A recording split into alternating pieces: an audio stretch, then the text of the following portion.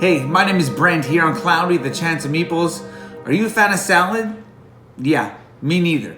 But today, we look at the game in which you can score over 100 different ways. We're looking at the 2 to 6 player game from AEG, Point Salad.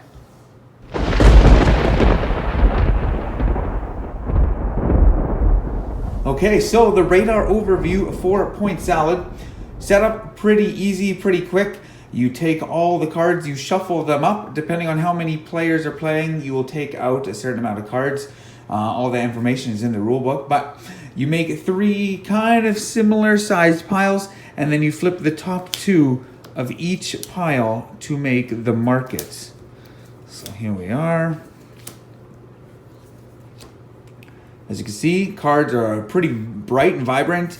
Also, in the top left corner and the bottom right corner, it has a picture of the type of vegetable that's on the back of the card. So just very easy to tell what the points are or how to calculate points, as well as what's on the back. So on your turn, you do one of 2 things with an optional action as well. So on your turn, you either take one of these point cards and put it down in front of you, or you take any 2 of these vegetable cards from the market. An optional thing you can do is you could take any point card, including the one that you choose on your turn, and you could flip it over and eat it, making it a vegetable. You can never flip a vegetable back over to a point card, but you can do a point card to a vegetable. So I'll show you a little bit how you play this game. So if it was my turn, maybe I'd start off and be like, you know what? I see that this is an onion and that's an onion. So I'm going to take this card and put it in front of me. At the end of the game, every onion I have is worth 2 points for me. So I would start building my little tableau in front of me. And then it would be the next player's turn. And maybe they would, let's just say they take these 2 cards. So they would start their own. At that point, we would then flip these cards, much like that. And then it would come back to me, and that would be perfect, because then I, of course, would take these 2 purple onions or red onions, and I would start stacking them underneath there. And then, of course, these would get flipped once again. So you're always going to have 6 choices of vegetables, as well as 3 choices of point cards unless we get close to the end. So let's just say, for example's sake, we played a whole bunch and that pile was exhausted. At that point, you would just take the highest pile and you would make a new pile. And you just keep going around the table until all of the point cards or all the cards are distributed between all the players. And then you do scoring. And here is an example of scoring. Okay, so an example of scoring around a point salad. Let's say at the end of the game, this is the cards I had in front of me. So at that point, I would score each of these point cards. So this one says 2 points for every red onion. So 2, 4, 6, 8, 10.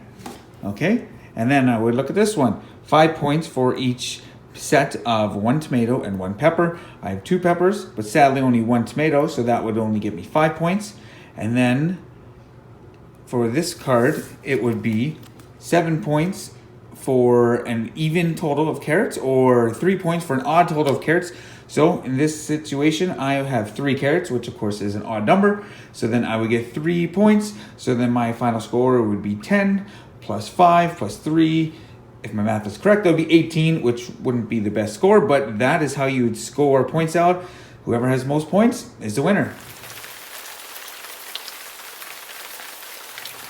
Okay, so the final forecast for a point salad, this light 15 to 30 minute filler game from AEG.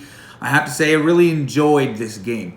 I played it 2, 3, and 4 players. I haven't played the 5 and 6 player game, but I imagine it's very similar to all the other player counts. Of course, as you're flipping more and more cards, and as it goes around the table, you pretty much can't plan ahead at all, because if you're waiting for a certain vegetable or a certain point card in a 5 or 6, and probably in a 4-player game as well, those point cards are going to be changing all the time, so you can't really plan ahead. But It's such a light, fast filler game. I don't see that being an issue. I have to say, I know some people may not like the look of the cards, but I actually really do. I don't know. It's just they're bright, they're colorful, they serve the purpose well. The box says 14 plus. I don't think you have to be 14 to play this game. Like I said, it's just a couple decks of cards that you shuffle together and make piles, and you're collecting cards. So 14 plus, yeah, you can play this with kids. I would say even at the age of like 7. My son plays it. He doesn't like counting his score at the end because it's too much like work, but it's practicing mental math. And anytime I can get my child to play a game and then practice math without it necessarily being math, I find that great. Sometimes he doesn't like counting the score, but I say, well, if you don't count your score, you won't know if you win. So that kind of pushes him along, and well, he wants to win. So overall, light, fun filler game. I played this with a handful of people, and it's just a great game to maybe just finish the night off, or you got 15 minutes in the afternoon on a day, pulled out, shuffle 2 decks of cards together, and you're playing in less than a minute. So overall, points out, I really enjoy this game. Taking a look at the probability scale for the Chance of Meeples, I'm giving this one a solid 80% because, like I said, my niche mark or my niche gaming is like 30 to 60 minutes. This is a little bit underneath that, but I just really enjoy this game, and I just actually played it just a couple days ago. I hadn't played it for a few months, and I was just like, man, I enjoy this game. So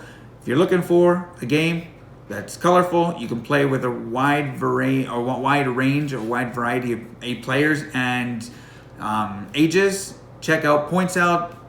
Until next time, get out your umbrellas. The forecast is cloudy with a chance of meeples.